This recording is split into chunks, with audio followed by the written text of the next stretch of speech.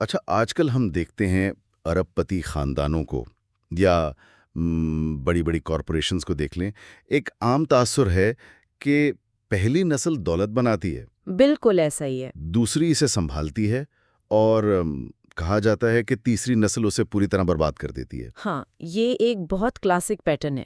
لیکن آج کے اس تفصیلی جائزے میں ہم جس چیز کی تہہ تک جا رہے ہیں وہ کچھ اور ہی کہانی سناتی ہے۔ ہم تاریخ کے پنوں میں موجود ایک ایسی سلطنت کا ذکر کر رہے ہیں جس نے اس اصول کو بالکل غلط ثابت کر دیا۔ دراصل انہوں نے اسے ایک یا دو نہیں بلکہ لگاتار 6 نسلوں تک غلط ثابت کیا۔ ہاں، میرا مطلب ہے مغلیہ سلطنت۔ خاندانی سازشیں، بغاوتیں، مطلق العنان طاقت کی ہوس، یہ سب کچھ تھا، لیکن اس کے باوجود وہ دنیا کے ایک بہت بڑے حصے پر حکمرانی کرتے رہے۔ اور آج ہم جن تاریخی حوالوں اور دستاویزات پر بات کر رہے ہیں وہ دراصل ان ابتدائی 6 مغل حکمرانوں کی نفسیات کے بارے میں ہے۔ صحیح۔ اور ان کی جنگی حکمت عملیوں کے بارے میں ہم یہ جاننے کی کوشش کریں گے کہ بقا کی وہ کون سی پلے بک تھی جس نے انہیں اتنے لمبے عرصے تک ناقابل تسخیر بنائے رکھا۔ دیکھیں، اس پلے بک کو سمجھنے کے لیے ہمیں ان بادشاہوں کو صرف تاریخ کے بے جان کرداروں کے طور پر نہیں دیکھنا ہوگا۔ بالکل نہیں، یہ جیتے جاگتے انسان تھے۔ جی ہاں، جو دستاویزات ہمارے سامنے ہیں وہ اقتدار کے لیے سگے بھائیوں کے خون، نظریاتی تضادات اور ایسی سلطنت کی کہانی سناتی ہیں جس کی بنیادیں تو تلوار سے رکھی گئیں، لیکن اسے صدیوں تک محض ایک دفتری نظام اور کاغذوں نے روکے رکھا۔ یہ بات واقعی سوچنے والی ہے۔ ہم بابر کی دربدری سے شروع کریں گے اور اورنگزیب کی اس طویل حکمرانی تک جائیں گے جہاں سلطنت بظاہر اپنے عروج پر تھی لیکن اندر سے کھوکھلی ہو چکی تھی۔ ہاں، کیونکہ ہم نے جان بوجھ کر اس مطالعے کو اورنگزیب پر ختم کرنے کا فیصلہ کیا ہے۔ اس کے بعد کے حکمرانوں کا دور محض بکھرنے کی داستان ہے۔ تو پھر شروعات کرتے ہیں 1483 سے۔ وادی فرگانہ، جو آج کل کا ازبکستان ہے، ظہیر الدین بابر۔ یہ بات ذہن کو جھنجھوڑ دیتی ہے کہ جس لڑکے کی رگوں میں امیر تیمور اور چنگیز خان کا خون تھا وہ صرف 12 سال کی عمر میں یتیم ہو جاتا ہے۔ 12 سال! ذرا تصور کریں۔ بالکل، اور اس کے اپنے ہی رشتہ دار اس کے خون کے پیاسے ہو جاتے ہیں۔ حوالے بتاتے ہیں کہ وہ سمرقند کو جیتتا ہے، پھر ہارتا ہے، پھر جیتتا ہے، اور پھر ہار جاتا ہے۔ وہ ایک مسلسل کشمکش میں تھا۔ ہاں، ایک وقت ایسا آتا ہے جب اس کے پاس سر چھپانے کی جگہ تک نہیں ہوتی۔ دراصل یہ وہ موڑ ہے جہاں مجھے بابر کسی جدید دور کے ایک انتہائی ڈھیٹ سٹارٹ اپ فاؤنڈر کی طرح لگتا ہے۔ یہ تشبیہ اس لحاظ سے بہت معنی خیز ہے کیونکہ بابر نے روایتی سوچ کو مسترد کر دیا تھا۔ وہ کیسے؟ دیکھیں، جب ایک بانی اپنی آبائی مارکیٹ میں بار بار ناکام ہو رہا ہو جو کہ بابر کے لیے وسطی ایشیا تھی، تو وہ عموماً ہمت ہار دیتا ہے۔ صحیح، لوگ چھوڑ دیتے ہیں۔ لیکن بابر نے جذباتی لگاؤ کو ایک طرف رکھا۔ اس نے ایک کٹھن فیصلہ کیا۔ اس نے 1504 میں کابل پر قبضہ کیا اور اسے اپنا بیس کیمپ بنایا۔ اور پھر ہندوستان کی طرف رخ کیا۔ بالکل، ہندوستان نامی ایک بالکل نئی، وسیع اور خطرناک مارکیٹ کی طرف اس نے اپنا سارا سرمایہ اور توانائیاں موڑ دیں۔ آج کی زبان میں ہم اسے ایک عظیم الشان پیوٹ کہہ سکتے ہیں۔ واقعی یہ تاریخ کا سب سے بڑا پیوٹ تھا، اور اس پیوٹ کا سب سے فیصلہ کن لمحہ 1526 کی پانی پت کی جنگ تھی۔ ہاں، پانی پت۔ میں نے بچپن میں پڑھا تھا کہ بابر نے ابراہیم لودھی کو ہرا دیا، بس اتنی سی بات تھی۔ لیکن جب ہم حوالوں میں اس جنگ کے تکنیکی پہلوؤں کو دیکھتے ہیں تو حیرت ہوتی ہے۔ حیرت کیوں نہ ہو؟ لودھی کی فوج میں کوئی 1,00,000 فوجی اور سینکڑوں جنگی ہاتھی تھے۔ ہاں، اور وہ ہاتھی اس دور کے جنگی ٹینک سمجھے جاتے تھے، جبکہ بابر کے پاس صرف 12,000 کی نفری تھی۔ تو سوال یہ پیدا ہوتا ہے کہ اس نے اس ناممکن صورتحال کو کیسے پلٹا؟ یہی تو، 12,000 مقابلہ 1,00,000۔ دراصل بابر کی جیت کا راز محض بہادری نہیں تھا، یہ اس دور کی جدید ترین ٹیکنالوجی اور نفسیاتی جنگ کا استعمال تھا۔ بابر نے میدان جنگ میں توپ خانے کا استعمال کیا۔ اور یہ صرف گولے پھینکنے کا معاملہ نہیں تھا نا؟ بالکل نہیں، یہ آواز اور روشنی کا ایک خوفناک نفسیاتی ہتھیار تھا۔ ہندوستان کے ہاتھیوں نے اس سے پہلے کبھی بارود کے دھماکوں کی اتنی بھیانک آوازیں نہیں سنی تھیں۔ تو جب توپیں گرجیں تو کیا ہوا؟ جب آگ کے شعلے اٹھے تو ہاتھیوں کے حواس گم ہو گئے۔ وہ اس قدر خوفزدہ ہوئے کہ انہوں نے آگے بڑھنے کے بجائے پیچھے مڑ کر اپنی ہی فوج کو کچلنا شروع کر دیا۔ یعنی اس نے دشمن کی سب سے بڑی طاقت کو ہی ان کی سب سے بڑی کمزوری میں بدل دیا۔ کمال ہے۔ جی، لیکن اصل امتحان اس کے بعد آیا، 1527 میں خانوا کی جنگ، راجپوتوں کے خلاف۔ ہاں، راجپوت اپنی بے جگری سے لڑنے کے لیے مشہور تھے۔ بابر کی فوج خوف کا شکار ہو چکی تھی۔ تو وہاں بابر نے ایک زبردست نفسیاتی اور جذباتی حربہ استعمال کیا۔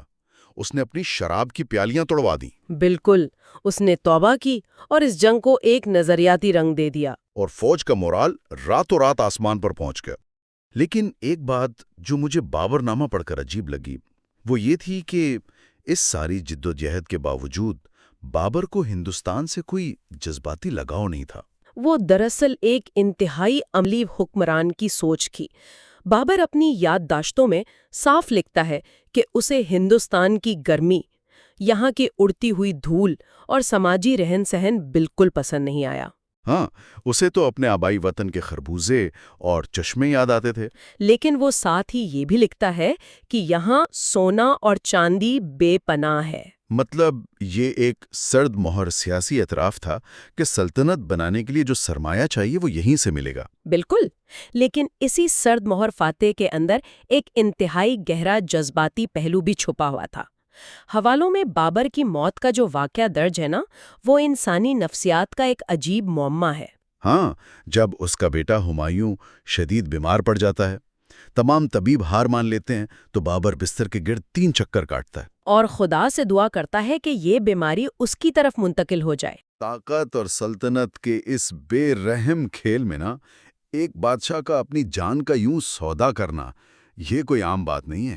اس واقعے کو تاریخ دانوں نے مختلف زاویوں سے دیکھا ہے۔ کچھ تو اسے محض اتفاق کہتے ہیں۔ لیکن تاریخی بیانیے میں اسے ایک باپ کی حتمی قربانی کہا گیا ہے۔ دراصل بابر جانتا تھا کہ اس کے مرنے کے بعد سلطنت کو ایک وارث کی ضرورت ہے۔ اس نے تخت کی بقا اور بیٹے کی محبت دونوں کے لیے اپنا وجود مٹا دیا، اور حیرت انگیز طور پر ہمایوں صحت یاب ہونا شروع ہو گیا اور بابر دنیا سے چلا گیا۔ اور پھر 1530 میں ہمایوں کے دور کا آغاز ہوتا ہے۔ سچ بتاؤں تو مجھے ہمایوں کا کردار اس پوری داستان میں سب سے زیادہ متزلزل لگتا ہے۔ وہ کیسے؟ دیکھیں، اسے ایک ایسی سلطنت ملی جو ابھی پوری طرح کھڑی بھی نہیں ہوئی تھی۔ اوپر سے اس کے اپنے بھائی کامران، ہندال اور عسکری وہ اس کے خون کے پیاسے ہو گئے۔ ہمایوں کی شخصیت بابر جیسی فیصلہ کن نہیں تھی۔ ہمایوں کی نرمی دراصل ایک بادشاہ کی سب سے بڑی کمزوری بن گئی تھی، اور اس کی اسی ہچکچاہٹ نے شیر شاہ سوری جیسے غیر معمولی منتظم کو ابھرنے کا موقع دیا۔ شیر شاہ سوری، جس کا اصل نام فرید خان تھا۔ جی، وہ محض ایک جنگجو نہیں تھا، بلکہ ایک انتہائی شاطر منصوبہ ساز تھا۔ اس نے ہمایوں کی کمزوریوں کا بغور مطالعہ کیا۔ اور پھر چونسا اور قنوج کی جنگوں میں ہمایوں کو ایسی بدترین شکست دی کہ مغل بادشاہ کو ہندوستان چھوڑ کر سندھ کے ریگستانوں میں دربدر ہونا پڑا۔ اور وہ جلاوطنی کا دور ہمایوں کے لیے ایک شدید نفسیاتی صدمہ تھا۔ ذرا تصور کریں، جو شخص کل تک ہندوستان کا بادشاہ تھا، آج وہ ایران کے شاہ طہماسپ کے دربار میں پناہ مانگ رہا ہے۔ اور اس پناہ کی ایک بھاری قیمت بھی تھی۔ ہاں، ہمایوں کو اپنا مذہب تبدیل کر کے شیعہ عقیدہ اختیار کرنا پڑا۔ اقتدار واپس پانے کے لیے اپنے بنیادی عقائد پر سمجھوتا کرنا، یہ کسی بھی انسان کو اندر سے توڑ سکتا ہے۔ بالکل، لیکن دلچسپ بات یہ ہے کہ جب ہمایوں جلا وطن تھا تو پیچھے ہندوستان میں شیر شاہ سوری نے صرف 5 سال حکومت کی۔ یہاں میں ایک سوال اٹھانا چاہتا ہوں، کیا ہم شیر شاہ کو کچھ زیادہ ہی کریڈٹ نہیں دے رہے؟ مطلب صرف 5 سال میں وہ ایسا کیا کر گیا کہ ہم اسے مغل انتظامیہ کا معمار کہہ دیتے ہیں؟ 5 سال تاریخ میں واقعی بہت کم عرصہ ہیں، لیکن شیر شاہ نے جو کیا نا، وہ ایک ساختیاتی انقلاب تھا، ایک اسٹرکچرل ریولوشن۔ وہ کس طرح؟ اس سے پہلے یہ ہوتا تھا کہ کسان مقامی جاگیردار کو ٹیکس دیتا تھا اور جاگیردار بادشاہ کو۔ اس میں بے پناہ کرپشن تھی۔ شیر شاہ نے پٹا اور قبولیت کا نظام متعارف کرایا۔ پٹا اور قبولیت؟ ہاں، اس نے سیدھا کسان سے کہا کہ یہ تمہاری زمین کا پٹا یعنی دستاویز ہے، اور یہ ٹیکس کی وہ رقم ہے جو تم نے قبول کی ہے۔ اس نے بیچ کے جاگیرداروں کو کاٹ کر ریاست اور کسان کے درمیان براہ راست تعلق قائم کر دیا۔ واہ، یہ تو بالکل ایسا ہے جیسے کسی بکھری ہوئی کمپنی میں ایک نیا اور سخت گیر CEO آئے اور آتے ہی مڈل مینجمنٹ کو فارغ کر دے۔ بالکل، سیدھا گراؤنڈ لیول ورکرز سے رابطہ۔ اور وہ جو مشہور زمانہ گرینڈ ٹرنک روڈ اس نے بنوائی پشاور سے کلکتہ تک، وہ صرف سفر کے لیے تو نہیں تھی؟ ہرگز نہیں۔ جی ٹی روڈ سلطنت کی ایک اقتصادی شہرک تھی۔ اس کے ذریعے فوج چند دنوں میں ایک سے دوسرے صوبے تک پہنچ سکتی تھی اور تجارتی سامان تیزی سے منتقل ہو سکتا تھا۔ یعنی اس نے فاصلوں کو سکیڑ کر مرکز کو بے پناہ طاقتور بنا دیا۔ جی، اور 1555 میں جب ہمایوں ایران سے واپس آیا تو اسے یہ سارا مستحکم نظام پلیٹ میں رکھ کر ملا۔ لیکن بدقسمتی دیکھیں، ہمایوں کی موت سلطنت واپس ملنے کے صرف 6 ماہ بعد ہی لائبریری کی سیڑھیوں سے گر کر ہو گئی۔ یہ تاریخ کا ایک بڑا المیہ ہے۔ اور تب تخت پر آتا ہے 13 سال کا لڑکا جلال الدین اکبر۔ اکبر کا دور جو 1556 سے شروع ہوتا ہے نا، اسے میں ایک انتہائی کامیاب کارپوریٹ مرجر کی طرح دیکھتا ہوں۔ کارپوریٹ مرجر کی تشبیہ واقعی بہت دلچسپ ہے۔ ہاں، کیونکہ جب دو بڑی کمپنیاں آپس میں ضم ہوتی ہیں تو سب سے بڑا چیلنج کلچر کا تصادم ہوتا ہے۔ اکبر کے سامنے ایک طرف اس کے اپنے وسطی ایشیائی جنگجو تھے اور دوسری طرف ہندوستان کی اکثریتی راجپوت اور ہندو آبادی۔ اور اکبر نے انہیں دبانے کے بجائے اس نئی کمپنی میں حصے دار بنا لیا۔ اکبر کا ویژن یہ تھا کہ تلوار سے زمین تو جیتی جا سکتی ہے لیکن دل اور وفاداریاں نہیں۔ تو اس نے کیا؟ اس نے راجپوت گھرانوں میں شادیاں کیں، اور یہ محض رومانوی فیصلے نہیں تھے بلکہ گہرے تزویراتی اور سیاسی معاہدے تھے۔ اس نے اعلیٰ عہدوں پر بھی لوگوں کو تعینات کیا؟ بالکل۔ اس نے راجہ ٹوڈرمل کو اپنا وزیر خزانہ بنایا، جس نے زمینوں کی پیمائش کا جدید نظام وضع کیا۔ اس نے جزیہ اور یاترا ٹیکس ختم کر دیا تاکہ اکثریت کو یہ احساس ہو کہ یہ ان کی اپنی سلطنت ہے۔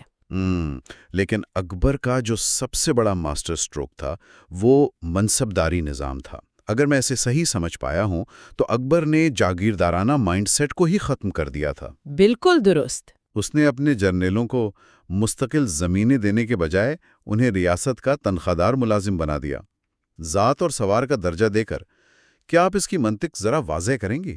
دراصل منصبداری نظام کی سب سے بڑی خوبصورتی اس کی غیر مستقل نوعیت تھی۔ غیر مستقل؟ ہاں، اگر ایک شخص کو ایک علاقے کا منصبدار بنایا گیا ہے تو اول تو کچھ عرصے بعد اس کا تبادلہ کر دیا جائے گا تاکہ وہ وہاں اپنی جڑیں مضبوط کر کے بغاوت نہ کر سکے۔ اچھا، تو ٹرانسفر ہوتے رہتے تھے؟ جی، اور دوسرا جب وہ منصبدار مرے گا تو اس کا عہدہ اور جائیداد اس کے بیٹا کو منتقل نہیں ہوگی بلکہ واپس ریاست کے خزانے میں چلی جائے گی۔ اوہ، اس کا مطلب یہ تھا کہ ہر نئی نسل کو بادشاہ کی وفاداری ثابت کر کے صفر سے شروعات کرنی پڑتی تھی۔ بالکل، اس نے علاقائی خود مختاری کا خطرہ ہمیشہ کے لیے ختم کر دیا۔ ایک زبردست نفسیاتی کنٹرول تھا، لیکن اس کنٹرول کی خواہش ایک جگہ جا کر بہت متنازع بھی ہو گئی۔ آپ دین الہی کی بات کر رہے ہیں؟ ہاں، اکبر جو باقاعدہ پڑھا لکھا نہیں تھا، وہ مختلف مذاہب کے علماء کو فتح پور سیکری کے عبادت خانے میں بلا کر مباحثے کرواتا تھا،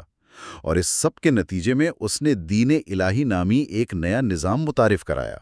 یہ ایک بہت پیچیدہ مسئلہ ہے۔ اب میرا سوال یہ ہے کہ کیا یہ واقعی ایک بادشاہ کی روحانی پیاس تھی جو حق کی تلاش میں تھا، یا یہ ایک انتہائی شاطر CEO کی سرد مہر چال تھی تاکہ وہ تمام تر مذہبی اور سماجی طاقت کو صرف اپنی ذات کے مرکز پر اکٹھا کر لے؟ دیکھیں، تاریخ دان اس پر منقسم ہے۔ کچھ تو اسے اکبر کی وسعت نظری مانتے ہیں، لیکن اگر ہم اسے خالصتاً انتظامی نقطہ نظر سے دیکھیں تو یہ مرکزیت کی انتہا تھی، سینٹرلائزیشن۔ وہ کیسے؟ جب ریاست میں مختلف مذہبی گروہ ہوں تو ان کی وفاداریاں اپنے مذہبی پیشواؤں کے ساتھ ہوتی ہیں۔ دین الہی کے ذریعے اکبر نے خود کو حتمی روحانی اور سیاسی پیشوا کے طور پر پیش کیا تاکہ ریاست کے اندر ریاست کا تصور ہی ختم ہو جائے۔ ظاہر ہے اس پر تو رد عمل آنا تھا۔ بالکل، مجدد الف ثانی جیسی قداور مذہبی شخصیات نے اس کی شدید مخالفت کی کیونکہ یہ عقیدے کی بنیادی حدود کو چیلنج کر رہا تھا۔ اور پھر ہم آتے ہیں 1605 کی طرف، جب سلیم جہانگیر کے نام سے تخت نشین ہوتا ہے۔ جہانگیر کے دور کو دیکھتے ہوئے مجھے ایسا محسوس ہوتا ہے جیسے ہم ایک سنہری پنجرے میں داخل ہو گئے۔ سنہری پنجرا، یہ ایک بڑی گہری بات ہے۔ دراصل باپ دادا نے سخت محنت کر کے ایک وسیع سلطنت بنا دی، منصبداری سے امن قائم کر دیا۔ اب اس امن کا فائدہ اٹھا کر جہانگیر نے اپنا سارا وقت مصوری، فنون لطیفہ اور انصاف کی اس مشہور سونے کی زنجیر جیسی علامتی چیزوں پر صرف کیا۔ جہانگیر کے دور میں سلطنت واقعی ایک نئی کروٹ لیتی ہے۔ وہ تصویراتی توسیع کے بجائے تہذیبی اور ثقافتی عروج پر توجہ دیتا ہے، خاص طور پر استاد منصور جیسے مصوروں کی سرپرستی۔ لیکن اس دوران دربار میں طاقت کا توازن بڑی خاموشی سے بدل رہا تھا۔ ہاں، اور اس توازن کو بدلنے والی شخصیت تھیں نور جہاں۔ جہانگیر کی ملکہ محض ایک بیوی نہیں تھیں، بلکہ وہ سلطنت کی اصل منتظم بن چکی تھیں۔ تاریخ میں اس طاقتور گروہ کو نور جہاں جنتا کا نام دیا گیا ہے۔ اور یہ کوئی ڈکی چھپی بات بھی نہیں تھی، مطلب سکوں پر نور جہاں کا نام کندہ کیا جا رہا تھا، شاہی فرمان پر اس کی مہر لگ رہی تھی، یہاں تک کہ فیشن، لباس اور عطر سازی، خاص طور پر عرق گلاب کی ایجاد پر اس کے گہرے اثرات تھے۔ وہ ہر لحاظ سے بااختیار تھیں۔ لیکن میں یہاں آپ سے یہ پوچھنا چاہتا ہوں کہ جب ایک بادشاہ انتظامی امور سے اس حد تک لاپرواہ ہو جائے کہ طاقت کسی اور کے ہاتھ میں چلی جائے، تو کیا یہیں سے سلطنت کے اس دیویاکل درخت کے اندر دیمک لگنا شروع نہیں ہو گئی تھی؟ 100% ایسا ہی ہوا۔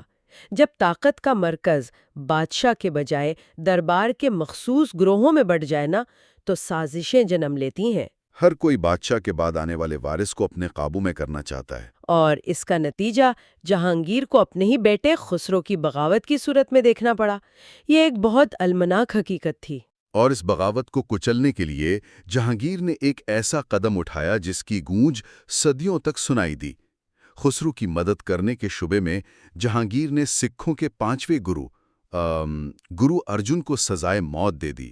یہ تاریخ کا ایک بہت بڑا ٹرننگ پوائنٹ تھا۔ ایک وقتی سیاسی بغاوت کو دبانے کے لیے اٹھایا گیا یہ قدم اتنا خوفناک ثابت ہوا کہ اس نے سکھ برادری اور مغلوں کے درمیان دشمنی کا وہ بیج بو دیا جس نے سلطنت کو اندر سے لہو لہان کر دیا۔ کیا یہ ایک منتظم کے طور پر جہانگیر کی سب سے بڑی ناکامی نہیں تھی؟ یہ ایک کلاسک مثال ہے اس بات کی کہ جب آپ سیاسی معاملات کو ریاستی طاقت کے بلبوتے پر کچلتے ہیں اور اس کے دور رس سماجی اثرات کا اندازہ نہیں لگاتے تو کیا ہوتا ہے۔ اس ایک پھانسی نے ایک پرامن مذہبی تحریک کو ایک عسکری اور جنگجو قوت میں تبدیل کر دیا، جو آنے والی کئی صدیوں کے لیے مغلوں کے لیے درد سر بن گئی۔ بالکل۔ اور اسی درد سر کے بیچ 1628 میں خرم شاہ جہان کا لقب اختیار کر کے تخت پر بیٹھتا ہے۔ یہ مغل تاریخ کا وہ دور ہے جو بظاہر ایک پھٹتے ہوئے ستارے یعنی سپر نووا کی طرح نظر آتا ہے۔ سپر نووا، جو پھٹنے سے پہلے سب سے زیادہ چمکتا ہے۔ ہاں، جب ایک ستارہ مرنے والا ہوتا ہے تو وہ پھٹنے سے ٹھیک پہلے کائنات میں سب سے زیادہ روشن اور حسین نظر آتا ہے۔ شاہجہاں کا دور بالکل ایسا ہی تھا۔ آگرہ کا تاج محل، دلی کا لال قلعہ، جامع مسجد اور وہ خربوں روپے کی لاگت سے بننے والا تخت طاؤس۔ ظاہری شان و شوکت تو اپنی جگہ، لیکن حوالوں میں ایک انتہائی تلخ اور تاریک معاشی حقیقت بھی درج ہے جسے عموماً نظر انداز کر دیا جاتا ہے۔ وہ کیا؟ جب شاہجہاں دارالحکومت میں سفید سنگ مرمر کے تاج محل کھڑے کر رہا تھا نا، اسی وقت دکن کے علاقے میں تاریخ کا ایک بدترین قحط پڑا ہوا تھا۔ لوگ بھوک سے مر رہے تھے اور ریاست کا سارا پیسہ تعمیرات اور درباری چمک دمک پر خرچ ہو رہا تھا۔ یہ وہ مقام ہے جہاں ریاست کے وسائل اور عوام کی ضروریات کے درمیان ایک خوفناک خلیج پیدا ہو گئی۔ اور شاہجہان کی اسی شان و شوکت کا انجام بھی مغل تاریخ کی سب سے بھیانک اور خونی تخت نشینی کی جنگ پر ہوا۔ جیسے ہی شاہجہان کی بیماری کی محض ایک افواہ پھیلی، اس کے چاروں بیٹوں کے درمیان درندوں جیسی جنگ چھڑ گئی۔ دارا شکوہ، شجاع، مراد اور اورنگزیب۔ سگے بھائی تخت کے لیے ایک دوسرے کے خون کے پیاسے ہو گئے۔ اور اورنگزیب عالمگیر اس خونی کشمکش میں فاتح بن کر ابھرا۔ اس نے اپنے ہی باپ شاہجہاں کو آگرہ کے قلعے میں قید کر دیا، جہاں سے وہ صرف دور سے تاج محل کو دیکھ سکتا تھا، اور اپنے بھائی دارا شکوہ کو شکست دے کر اسے سرِ عام عبرت کا نشانہ بنایا۔ اورنگزیب کی 1658 میں تخت نشینی مغل تاریخ کی سب سے پیچیدہ داستان کا آغاز تھی۔ اورنگزیب کا دور عموماً کوئی 50 سال پر محیط ہے۔ یہ مغلیہ سلطنت کی جغرافی حدوں کی انتہا تھی، کابل سے لے کر کاویری ندی تک۔ لیکن جو چیز مجھے سب سے زیادہ حیران کرتی ہے وہ اس کی شخصیت کا تضاد ہے۔ تضاد؟ کس لحاظ سے؟ اتنی بڑی سلطنت کا مالک ہونے کے باوجود اس کا ذاتی طرز زندگی اتنا سادہ تھا کہ وہ قرآن کی کتابت کر کے اور ٹوپیاں سی کر اپنا خرچہ چلاتا تھا۔ ہاں، یہ بات تو تاریخ میں درج ہے۔ لیکن بحیثیت ایک لیڈر وہ بالکل اس مائکرو مینیجر سی ای او کی طرح تھا جو یہ تو چاہتا ہے کہ سب کچھ اس کے کنٹرول میں ہو، لیکن وہ دوسروں پر اعتماد کرنے کو تیار نہیں۔ دراصل اورنگزیب کا سب سے بڑا المیہ ہی اس کی یہ حد سے بڑی ہوئی مرکزیت پسندی تھی، کنٹرول کی خواہش۔ اس نے اکبر کی ان تمام پالیسیوں کو پلٹ دیا جنہوں نے سلطنت کو اتنے عرصے سے جوڑ کر رکھا تھا۔ جیسے جزیہ کا دوبارہ نفاذ۔ بالکل، جزیہ نافذ کیا، دربار میں موسیقی پر پابندی لگا دی، اور جو ہندو منصبدار تھے ان کے حوالے سے بھی سخت پالیسیاں اپنائیں۔ اور میرے خیال میں اس کی سب سے بڑی اسٹریٹجک غلطی دکن کے محاذ پر مسلسل 27 سال تک جنگوں میں گزار دینا تھا۔ وہ 27 سال تک دارالحکومت دہلی سے دور جنوب کے پہاڑوں میں مراٹھوں سے ایک ایسی گوریلا جنگ لڑتا رہا جو کبھی جیتی ہی نہیں جا سکتی تھی۔ مطلب مراٹھا چھاپا مارتے اور پہاڑوں میں غائب ہو جاتے۔ میں سوچتا ہوں کہ اس طویل جنگ نے مغل فوج اور خزانے کا کیا حال کیا ہوگا۔ اس نے سلطنت کے انتظامی اور معاشی ڈھانچے کی مکمل طور پر کمر توڑ کر رکھ دی۔ اورنگزیب ایک ایسا بوڑھا بادشاہ بن گیا تھا جو سلطنت کے ہر خط پر خود دستخط کرنا چاہتا تھا۔ اور جب آپ اتنے بڑے رقبے پر پھیلی سلطنت کے ہر چھوٹے بڑے فیصلے کو خود کنٹرول کرنے کی کوشش کرتے ہیں تو نظام میں لچک ختم ہو جاتی ہے۔ بالکل، سکھوں، جاٹوں اور مراٹھوں کی مسلسل کشمکش نے مغل سلطنت کے اس عظیم الشان درخت کو اندر سے کھوکھلا کر دیا۔ تو 1707 میں جب اورنگزیب کی آنکھ بند ہوئی تو وہ ایک وسیع لیکن مکمل طور پر تھکی ہوئی اور بکھرتی ہوئی سلطنت چھوڑ کر گیا۔ ہم نے جان بوجھ کر اگلی نسلوں کا ذکر نہیں کیا کیونکہ ان کے پاس کھونے کے علاوہ واقعی کچھ نہیں بچا تھا۔ یہ مطالعہ ہمیں دکھاتا ہے کہ کس طرح تلوار سے بننے والی سلطنت کو کاغذ اور اصولوں نے روکے رکھا، شیر شاہ اور اکبر کے انتظامیہ نے۔ یہ داستان نہ انسان کو واقعی سوچنے پر مجبور کر دیتی ہے۔ یہ طاقت کی نفسیات کا ایک مکمل دائرہ ہے۔ ابتدا میں ایک فاتح بابر اپنے بیٹے کے لیے جان کی قربانی دیتا ہے، اور صرف چند نسلوں کے بعد طاقت کی ہوس یہاں پہنچ جاتی ہے کہ اورنگزیب تخت کے لیے اپنے ہی بھائیوں کا سر قلم کروا دیتا ہے اور باپ کو قید کر دیتا ہے۔ یہ انسانی رویوں کا ایک تلخ مگر سچا رخ ہے۔ اورنگزیب کی حد سے زیادہ پھیل جانے کی خواہش اور ہر چیز کو کنٹرول کرنے کی عادت ہی اس کے زوال کی اصل وجہ بنی۔ جب ایک نظام اپنی آخری حد تک پھیل جاتا ہے تو وہ اپنے ہی بوجھ تلے دب کر گرنے لگتا ہے۔ بالکل درست۔ اور جاتے جاتے سننے والوں کے لیے ایک آخری خیال جو ذہن کے دریچوں پر دستک دیتا ہے۔ ہم نے تاریخ کا یہ انوکھا سبق دیکھا ہے کہ جب بھی کوئی ادارہ، سلطنت یا کوئی طاقت اپنے عروج کی آخری حدوں کو چھو لیتی ہے اور بظاہر ناقابل تسخیر لگنے لگتی ہے، تو کیا اسی لمحے اس کے بکھرنے کا عمل شروع ہو چکا ہوتا ہے؟ یہی تو سوال ہے۔ کیا آج کے دور کی گلوبل سپر پاورز اور کھربوں ڈالر کی ملٹی نیشنل کارپوریشنز کے لیے مغلیہ سلطنت کے اس شاندار عروج اور اندر پلنے والے زوال کی اس سائنس میں کوئی سخت انتباہ چھپا ہے؟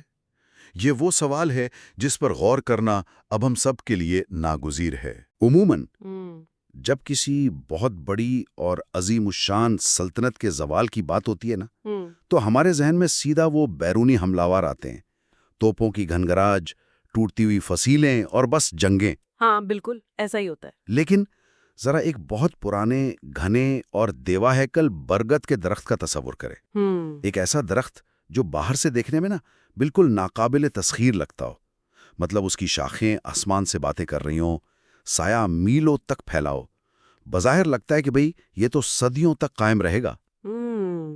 مگر اگر آپ اس کے تنے کے قریب جائیں اور بغور مشاہدہ کریں نا، تو اندازہ ہوتا ہے کہ اندر سے دیمک اسے پوری طرح کھوکھلا کر چکی ہے۔ بالکل، جڑیں زمین کی گرفت کھو چکی ہوتی ہیں۔ جی، اور وہ عظیم و شان درخت اب کسی کلہاڑی کے وار کا منتظر نہیں رہتا، بس ہوا کا ایک تیز جھونکا یا اس کے اپنے ہی وزن کا دباؤ اسے زمین بوس کرنے کے لیے کافی ہوتا ہے۔ صحیح کہا آپ نے۔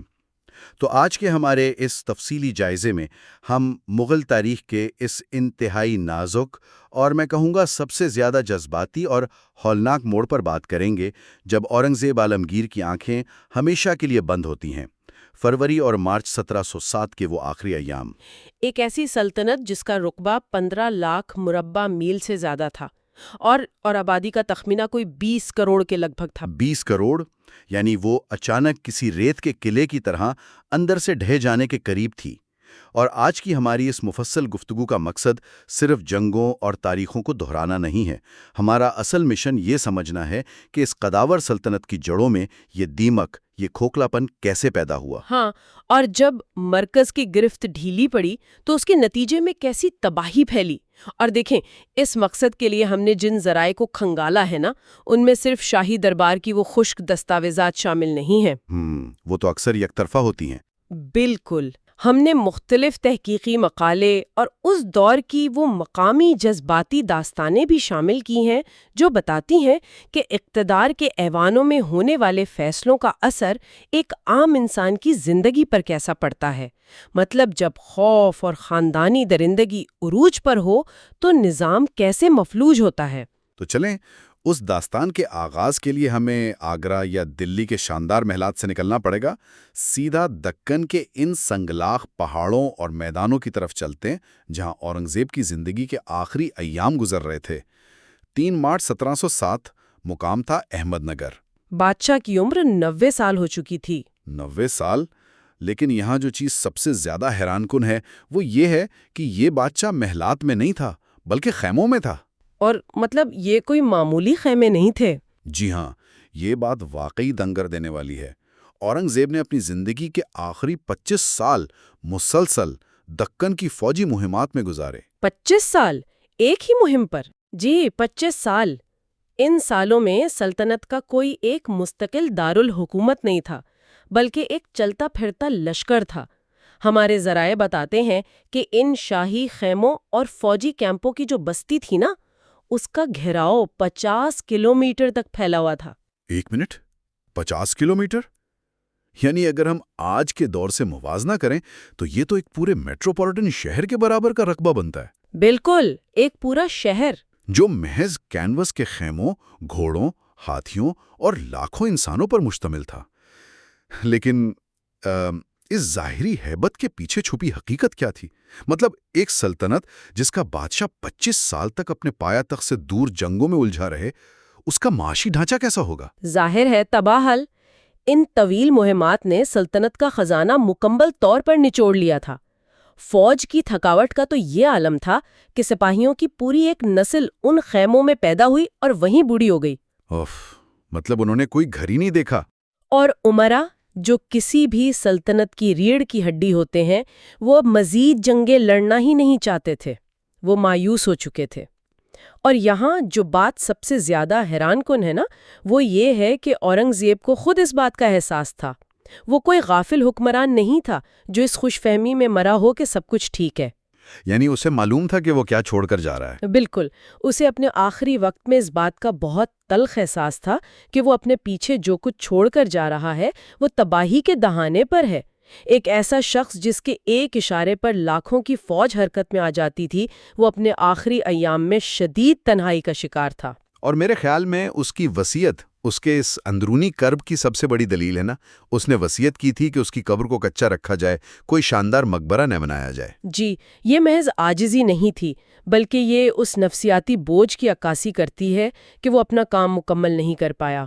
چلے اس بات کی تہیں کھولتے ہیں، تھوڑا اس نفسیاتی کیفیت کو کھوجتے ہیں۔ سوچیں ذرا، اس دور کے ایک عام انسان یا خود بادشاہ کے دل پر کیا گزر رہی ہوگی۔ ایک شخص جس نے تقریباً نصف صدی حکومت کی، وہ بستر مرگ پر یہ محسوس کر رہا ہے کہ اس کے آنکھ بند کرتے ہی سب خاک میں مل جائے گا۔ وہی دیمک زدہ درخت والی بات۔ بالکل وہی بات ہے۔ لیکن یہاں پر ایک بہت اہم سوال جنم لیتا ہے جس پر میں تھوڑا سا اختلاف یا حیرت کا اظہار کروں گا۔ اگر سلطنت اتنی بڑی تھی، 20 کروڑ عوام تھے، تو اگلی نسل نے آگے بڑھ کر اس گرتی ہوئی دیوار کو سہارا کیوں نہیں دیا؟ مطلب کیا اورنگزیب کے بیٹوں میں اتنی بھی صلاحیت نہیں تھی؟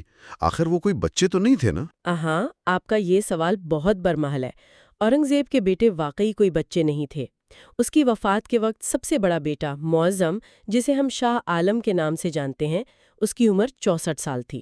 64 سال؟ یعنی وہ خود بوڑھا ہو چکا تھا؟ جی ہاں، اور دوسرا بیٹا اعظم شاہ 53 سال کا تھا۔ یعنی وہ اپنی عمر کے اس حصے میں تھے جہاں انسان ذہنی پختگی کی انتہا پر ہوتا ہے۔ لیکن ان کی اس نااہلی کی وجہ ان کی عمر نہیں تھی، بلکہ اورنگزیب کے اپنے ماضی کا وہ خوف تھا جس نے ان شہزادوں کی نفسیات کو بری طرح کچل دیا تھا۔ ماضی کا خوف؟ یعنی آپ کا مطلب ہے شاہجہاں والی تاریخ کے دہرائے جانے کا ڈر؟ بالکل۔ اگر ہم اسے وسیع تر تناظر میں دیکھیں تو اورنگزیب نے خود اقتدار کیسے حاصل کیا تھا؟ اس نے اپنے سگے بھائیوں کو شکست دی، خون بہایا اور اپنے والد شاہجہاں کو آگرہ کے قلعے میں قید کر دیا۔ اب جو شخص خود اس خونی راستے سے تخت پر بیٹھا ہو، وہ تو ساری زندگی اسی وہم میں گزارے گا نا کہ اس کی اولاد بھی اس کے ساتھ وہی سلوک کرے گی۔ ہاں، یہ تو ایک فطری سی بات ہے، انسان کو اپنا کیا یاد آتا ہے۔ اور اسی خوف کی وجہ سے اس نے اپنے بیٹوں کی ایسی سخت نگرانی کی جس کی مثال ملنا مشکل ہے۔ وہ نظام جو بغاوت روکنے کے لیے بنایا گیا تھا، اسی نے اگلی نسل کو مکمل طور پر نااہل کر دیا۔ لیکن مطلب شہزادوں کی کوئی آزادانہ حیثیت چھوڑی ہی نہیں گئی؟ 60 سال کی عمر تک بھی انسان اپنا کوئی آزادانہ ذہن نہیں بنا پاتا کیا؟ مسئلہ ذہن بنانے کا نہیں تھا، مسئلہ اس خوفناک نظام جاسوسی کا تھا جس میں وہ جکڑے ہوئے تھے۔ ان شہزادوں کو کبھی وہ خود مختاری دی ہی نہیں گئی جو ایک حکمران کی تربیت کے لیے لازمی ہوتی ہے۔ انہیں یا تو دربار میں بادشاہ کی آنکھوں کے سامنے قید رکھا گیا، یا گورنری دی بھی گئی تو ارد گرد مخبروں کا جال بچھا دیا گیا۔ اوف، یعنی ہر سانس کی خبر مرکز تک پہنچتی تھی؟ بالکل۔ انہیں آزادانہ فیصلے کرنے، اپنی مرضی کے مشیر رکھنے یا اپنی وفادار فوج بنانے کی کبھی پریکٹس ہی نہیں کروائی گئی۔ اگر ہم اسے سمجھنے کے لیے ایک مثال دیں تو یہ ایسا ہی ہے نا، جیسے کسی مضبوط پرندے کو آپ ساری زندگی ایک چھوٹے سے پنجرے میں بند رکھیں تاکہ وہ اڑ نہ سکے، لیکن جب شکاری مر گیا اور پنجرے کا دروازہ کھلا تو پرندے کو اڑنا ہی نہیں آتا تھا۔ بہت عمدہ مثال دی آپ نے۔ بادشاہ کے مرتے ہی وہ شہزادے جو محلوں کی آرام دہ زندگی کے عادی تھے، اچانک ایک دوسرے کے خون کے پیاسے ہو گئے۔ یہ عدم اعتماد کی وہ فضا کی جس نے مرکز کو اندر سے مفلوج کر دیا۔ اچھا، یہاں آ کر بات واقعی بہت دلچسپ ہو جاتی ہے، کیونکہ جب مرکز معذور ہوتا ہے تو اس کا اثر صرف شاہی خیموں یا آگرہ کے محلات تک محدود نہیں رہتا۔ دور دراز کے صوبوں اور سرحدوں پر کیا ہو رہا تھا؟ جب تختہ دار پر بیٹھا حکمران کمزور پڑتا ہے تو مقامی طاقتوں تو سر اٹھانے لگتی ہیں نا؟ بالکل سر اٹھاتی ہیں، اور ہمارے ذرائع اس بات کی بہت خوفناک منظر کشی کرتے ہیں۔ ہم اکثر صرف تخت کی جنگوں پر بات کرتے ہیں، لیکن عام لوگوں کی زندگیوں کا کیا حال تھا، اس کا اندازہ ہمیں قندھار اور سلطنت کے اندرونی علاقہ پٹنہ کی صورتحال سے ہوتا ہے۔ ہاں، قندھار والا واقعہ تو بہت اہم ہے۔ وہاں مغلوں کی کمزوری کا کیسا فائدہ اٹھایا گیا؟ دیکھیں، ایران کی صفوی حکومت نے وہاں گرگین خان نامی ایک ظالم حاکم بٹھا رکھا تھا جو مقامی آبادی کا جینا دوبھر کر رہا تھا۔ مغلوں کا مرکز اس قدر دکن کی جنگوں میں الجھا تھا کہ سرحدوں کی حفاظت کی کسی کو پرواہ ہی نہیں تھی۔ تو پھر وہاں بغاوت ہوئی نا، میرویس ہوتک والی بغاوت؟ جی، میرویس ہوتک نامی ایک خلجی سردار نے سر اٹھایا۔ اس نے بڑی ہوشیاری سے صفوی دربار میں اثر و رسوخ قائم کیا اور موقع ملتے ہی بغاوت کر کے گرگین خان کو قتل کر دیا۔ اور حیران کن بات یہ ہے کہ اس تمام تر اتھل پتھل میں مغل مرکز مکمل طور پہ غائب ہے۔ صفوی سلطنت فوجیں بھیج رہی ہے، لڑائیاں ہو رہی ہیں، میرویس انہیں شکست دے رہا ہے، لیکن مغل سلطنت جس کی وہ سرحد تھی اس کا کوئی نام و نشان نہیں۔ یہ اس بات کا ثبوت ہے نا کہ مرکز کا رعب ختم ہو چکا تھا۔ لیکن قندھار تو چلے سرحدی علاقہ تھا۔ اگر ہم ہندوستان کے قلب کی بات کریں جیسے پٹنہ، تو ذرائع میں پٹنہ کی جو داستان ہے وہ تو محض سیاسی نہیں بلکہ ایک انتہائی دل دہلا دینے والی جذباتی کہانی ہے۔ وہ کہانی دراصل اس بات کی واضح مثال ہے کہ ریاست کے کمزور ہونے کا عملی مطلب کیا ہوتا ہے۔ ریاست کا بنیادی کام عوام کی جان و مال کا تحفظ ہے۔ جب ریاست یہ کام چھوڑ دے تو معاشرہ جنگل بن جاتا ہے اور طاقتور کمزور کو نگلنے لگتا ہے۔ صحیح۔ پٹنہ میں محمد امین خان کے خاندان کے ساتھ جو ہوا وہ اسی جنگل کے قانون کی عکاسی ہے۔ بالکل۔ پٹنہ میں مقامی حکمران اور زمیندار اس قدر بے باک ہو چکے تھے کہ مرکز کو خاطر میں نہیں لاتے تھے۔ اسی بے یقینی کے ماحول میں ایک محبت کی کہانی پروان چڑھتی ہے۔ بنارس کے ایک راجہ منسا رام کی بیٹی سمرا دیوی پٹنہ آتی ہے اور امین خان کے چھوٹے بیٹے ناصر خسرو کے ساتھ اس کی محبت ہو جاتی ہے۔ اور پھر وہ اسلام بھی قبول کر لیتی ہے نا؟ جی، سمرا دیوی اسلام قبول کر لیتی ہے اور دونوں شادی کا فیصلہ کرتے ہیں۔ بظاہر یہ ایک سیدھی سی بات ہے، لیکن جس معاشرے میں قانون نہ ہو وہاں خوشیاں بھی جرم بن جاتی ہے۔ یہیں ایک مقامی طاقتور شخص صفدر علی منظر عام پر آتا ہے۔ وہ جس نے ضد پکڑ لی تھی کہ وہ سمرا دیوی کو زبردستی اپنی بیوی بنائے گا۔ جی ہاں، وہ اپنی طاقت کے زوم میں اس قدر اندھا تھا کہ کھلے عام ہٹ دھرمی پر اتر آیا اور دھمکیاں دیں کہ سمرا دیوی پٹنہ سے زندہ واپس نہیں جا سکتی۔ آپ اندازہ لگائیں اس ہولناک صورتحال کا۔ محمد امین خان، جو کہ خود معاشرے کا ایک معزز شخص تھا، وہ بھی اس لاقانونیت کے سامنے بے بس تھا۔ مطلب ایک طرف سلطنت کا بادشاہ آخری سانسیں لے رہا ہے اور دوسری طرف شہروں میں شرافت اور عزتیں چند مقامی غنڈوں کے رحم و کرم پر ہیں۔ اور اس غنڈہ گردی کا نتیجہ کیا نکلا؟ امین خان کو اپنی بہو کی عزت بچانے کے لیے وہ راستہ اپنانا پڑا جو عموماً جرائم پیشہ افراد اپناتے ہیں۔ جی، انہیں رات کی تاریکی میں ایک خونی منصوبہ بنانا پڑا۔ جب پٹنہ کے وہ مسلح دستے سمرا دیوی کو زبردستی لے جانے کے لیے نکلے تو امین خان کے آدمیوں نے گھات لگا کر حملہ کیا۔ ایک باقاعدہ خون ریز جھڑپ ہوئی، محافظوں کو قتل کیا گیا، لاشیں چھپائی گئیں۔ ذرا اس منظر کی ہولناکی کا تصور کریں۔ اور پھر سمرا دیوی کو راتوں رات چھپا کر لاہور کے حاکم عبدالصمد کی پناہ میں بھیجا گیا۔ ایک معزز خاندان کو لاشیں چھپانی پڑ رہی ہیں۔ اور اس دور کی دہشت کو سمجھنے کے لیے ذرائع میں قاصدوں کی ملاقات کا جو منظر پیش کیا گیا ہے وہ کمال ہے۔ ملکھی رام اور میران شاہ نامی دو قاصد، ایک بنارس سے اور دوسرا قندھار سے آ رہا ہے، اور وہ ایک سنسان دوراہے پر ملتے ہیں۔ ہاں، ان کے درمیان جو خوف تھا، ایک دوسرے کو شک کی نگاہ سے دیکھنا اور پہچاننے کے بعد کی جو بے ساختہ راحت ہے، وہ چیخ چیخ کر بتاتی ہے کہ اس وقت ہندوستان کی شاہراہوں پر سفر کرنا موت کے منہ میں جانے کے مترادف تھا۔ ہر طرف لٹیرے اور باغیوں کا راج تھا۔ اور یہ سب وہ حالات تھے جو محلوں میں بیٹھے شہزادوں کو نظر نہیں آ رہے تھے۔ دور دراز عام لوگوں کی زندگیاں اجڑ رہی تھیں، لیکن بادشاہ کی آنکھ بند ہوتے ہی شہزادوں نے کیا کیا؟ وہی پرانی خاندانی روایت جس کا نام تھا تخت یا تابوت۔ ہاں، یا تو تخت ملے گا یا سیدھا قبر کا راستہ۔ یہ مغل سلطنت کا وہ بے رحم اصول تھا جس نے شروع میں تو شاید قابل حکمران دیے، لیکن بالآخر اسی اصول نے سلطنت کو کھا لیا۔ اورنگزیب کی وفات کی خبر بمشکل پھیلی ہی تھی کہ دوڑ شروع ہو گئی۔ بڑا بیٹا شاہ عالم بہادر جمرود میں تھا۔ خبر ملتے ہی وہ برق رفتاری سے آگرہ کی طرف دوڑا، اور راستے میں اس نے کیا کیا جو ایک تباہ حال سلطنت کے لیے زہر قاتل تھا۔ اس نے سرکاری خزانوں سے 65 لاکھ روپے جمع کر لیے۔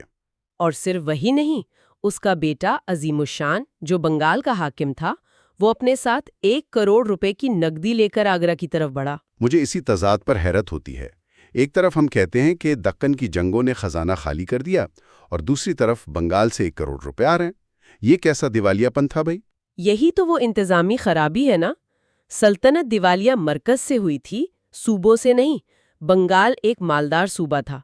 مرکز کی گرفت کمزور ہونے سے یہ صوبیدار سالہ سال سے دولت مرکز کو بھیجنے کے بجائے اپنے پاس ذخیرہ کر رہے تھے۔ اچھا، تو یعنی پیسہ موجود تھا لیکن مرکز تک نہیں پہنچ رہا تھا۔ بالکل، اور جب باپ کی موت ہوئی تو اس دولت کا استعمال عوام کی فلاح کے لیے نہیں ہوا، بلکہ اسے پانی کی طرح بہا کر کرائے کی فوجیں بھرتی کی گئیں تاکہ اپنے ہی بھائیوں کا خون بہایا جا سکے۔ یہ ایک بہت بڑا المیہ ہے۔